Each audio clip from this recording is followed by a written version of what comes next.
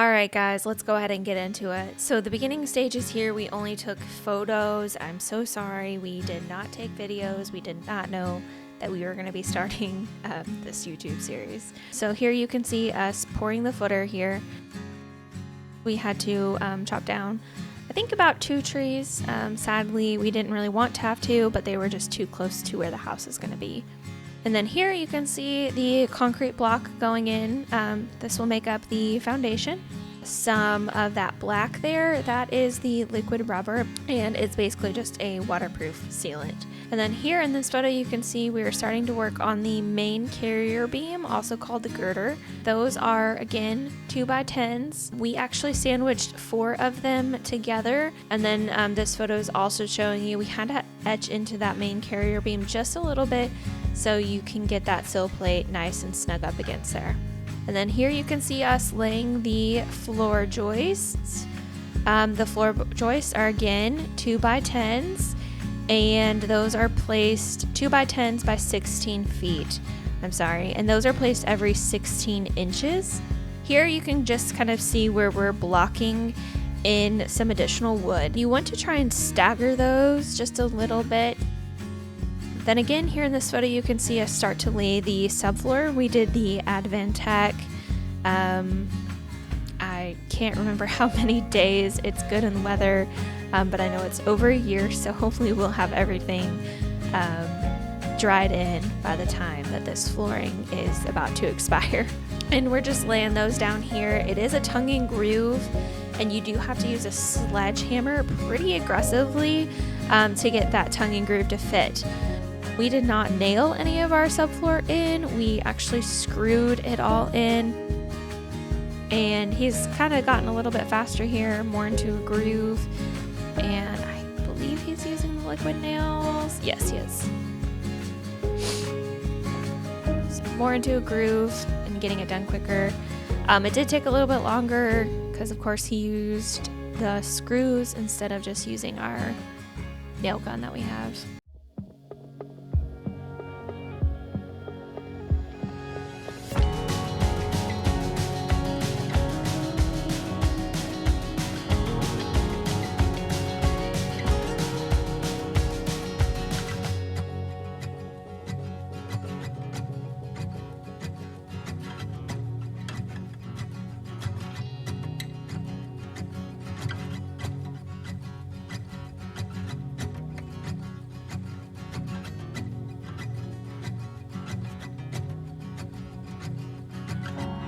Alright, and then this part of the video, we are doing the French drains. We are going back in, covering that up with some river rock, goodness. You definitely don't want to use limestone here. Limestone can kind of wear away after a while. You want to use a hard rock, and that's why we went with river rock. It's definitely more expensive though. After that's done, after you have all the river rock everywhere, you want to go ahead and lay down your landscape fabric, and then you can go in and cover that up with dirt.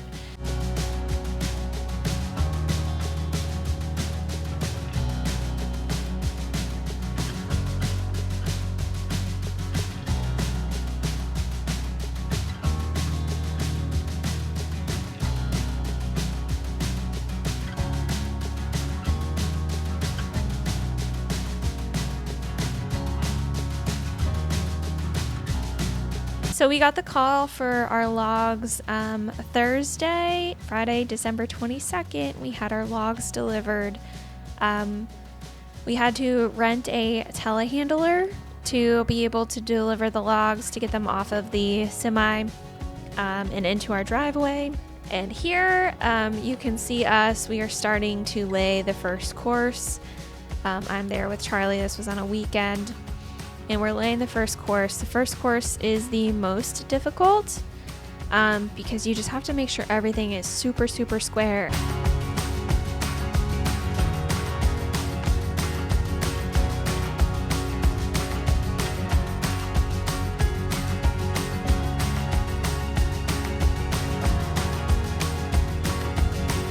So he's just laying the sill there, and then we're gonna put the logs on.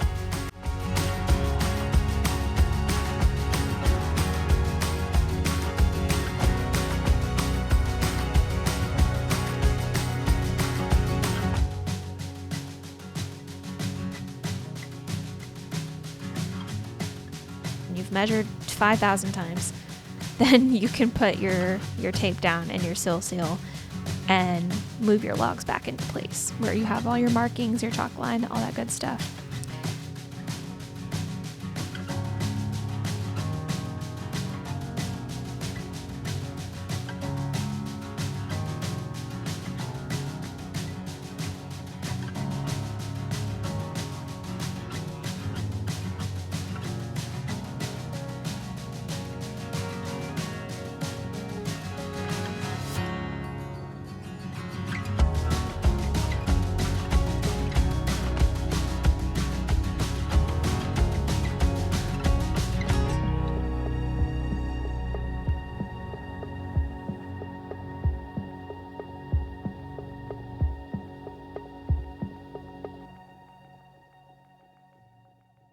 He is drilling down in, this is where two butt joints of the logs meet, and you want to place a wooden dowel in there on those butt joints, 2 wooden dowels actually.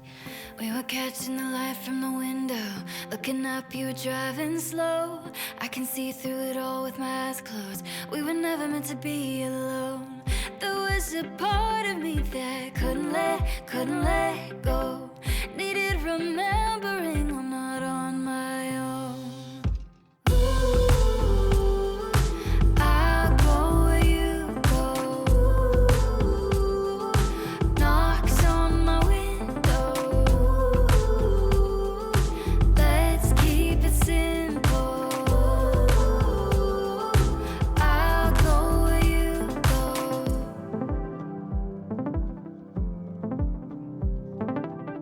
Lit a fire deep inside my mirror. I'm filling up rooms in your head, flying through it all like an arrow. I'm feeling like myself again. There was a part of you that couldn't let go. Needed remembering we're not on our own. I'll go where you go.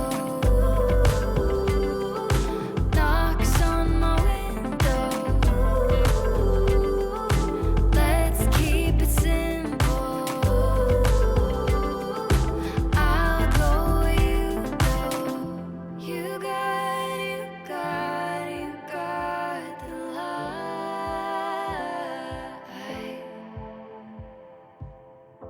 You got the light.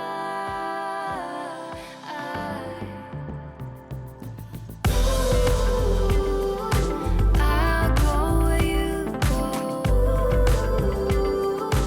Knocks on my window. Little spacer there. So the first course is shorter. So all of the logs are 8 inches wide, but the first course is only 6 inches wide.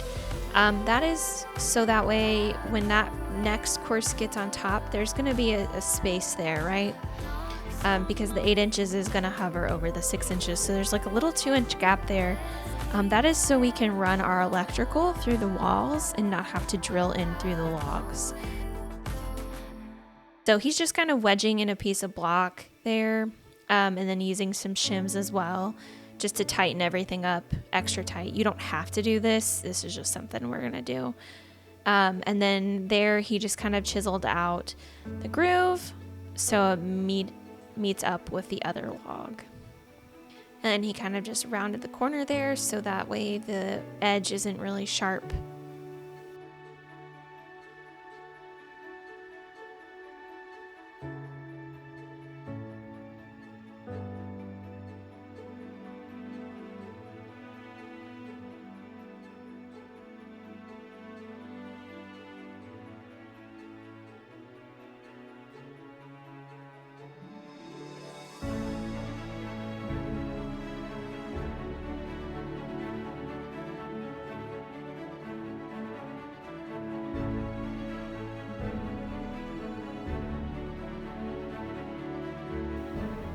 You can also see where he put a piece of painter's tape on the drill bit, just so we know how far to drill out down and when to stop. So if you've never seen that before, it's a good little trick.